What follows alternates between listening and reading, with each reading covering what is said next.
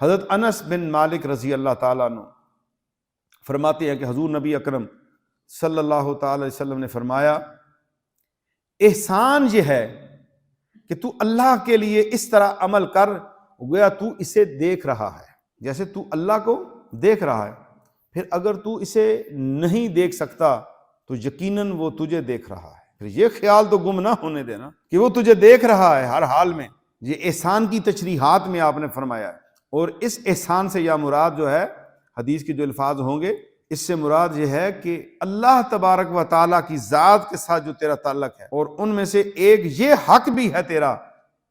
کہ تیرے اندر یہ مضبوط بات بن جائے کہ تجھے اللہ دیکھ رہا ہے۔ جو گناہ کرتا ہے نا، اس کے اندر یہ احساس ختم ہو جاتا ہے۔ اگر گناہ کرتے ہوئے یہ احساس ختم ہو گیا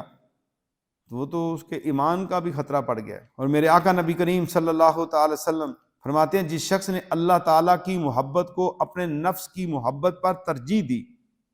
تو اللہ تعالیٰ اسے لوگوں کی اذیت سے محفوظ فرما لے گا۔ اپنے نفس کی بات کو نہیں ماننا، ہمیں اللہ کی محبت کی طرف جانا ہے۔ حضرت موسیٰ بن عمران علیہ السلام نے عرض کیا، اے میرے رب میں تجھے کہاں تلاش کروں؟ تو اللہ تعالیٰ نے فرمایا، مجھے ٹوٹے ہوئے دل والوں کے پاس تلاش کر، ہر روز ایک ہاتھ ان کے قریب ہوتا ہوں۔ اب یہاں پر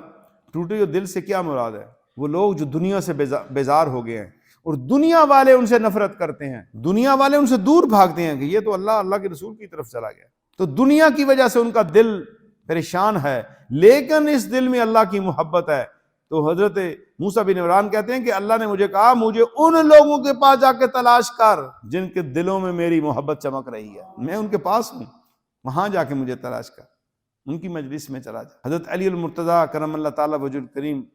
نے فرمایا، لوگوں میں سب سے زیادہ علم رکھنے والا وہ شخص ہے جو سب سے زیادہ اللہ تعالیٰ سے محبت کرتا ہے اور لا الہ الا اللہ کہنے والوں کی تعظیم کرتا ہے، یعنی مسلمانوں کی تعظیم کرتا ہے، کلمہ پڑھنے والوں کی تعظیم کرتا ہے۔ تو ہمیں اللہ کی محبت، اللہ کرے کہ یہ محبت ہمیں مل جائے۔